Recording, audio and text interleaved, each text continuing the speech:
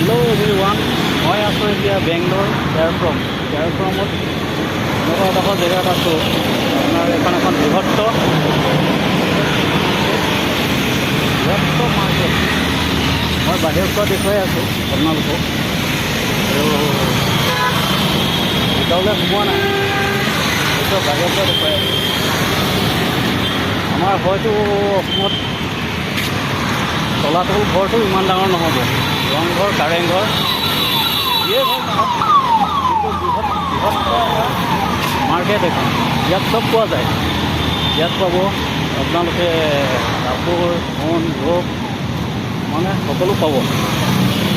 বৃহত্ত market মানে মই বাহিৰৰ পৰাহে দেখুৱাই আছোঁ। ইয়াত চব পোৱা যায়। বৃহত্ত মাৰ্কেট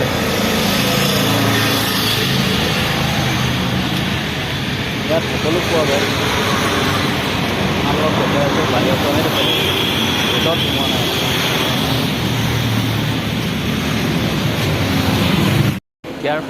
কেয়াৰফ্ৰমৰ পৰা এতিয়া আমি বানাকাটা ৰোড যাম। বানাকাটা ৰোডত এতিয়া মানুহ এঘৰ ফেন লগাবলৈ আছে। এই মানুহঘৰ ফেন লগাই পেলাই আকৌ অফিচৰ মুখে ৰাওনা হ'ম।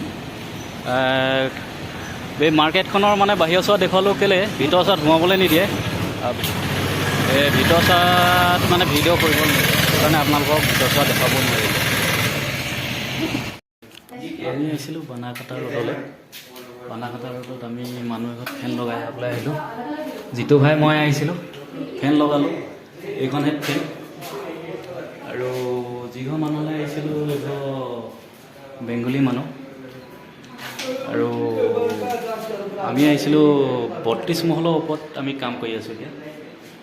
এতিয়া বাহিৰৰ চোৱা আপোনালোকক দেখুৱাই আছোঁ। বাহিৰৰ চোৱা দেখিছেনে, কেমেৰাই যিমান ঢুকি পাইছে সিমানটো দেখুৱাই আছোঁ। আৰু একদম মানে দূৰত পাহাৰ আছে।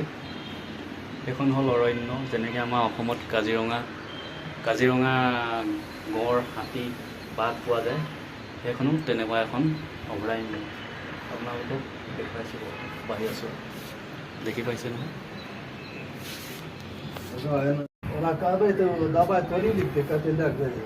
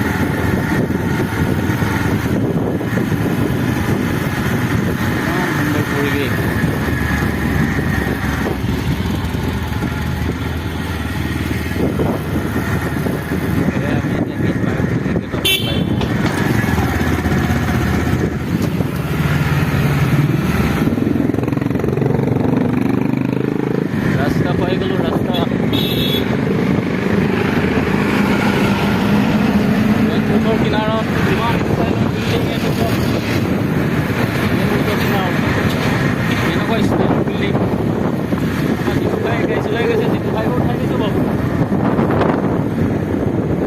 ইমান মজা। ভিডিঅ'টো দেখি যদি ভাল পায় তেতিয়া এটা লাইক কৰিব, কমেণ্ট কৰিব, শ্বেয়াৰ কৰিব।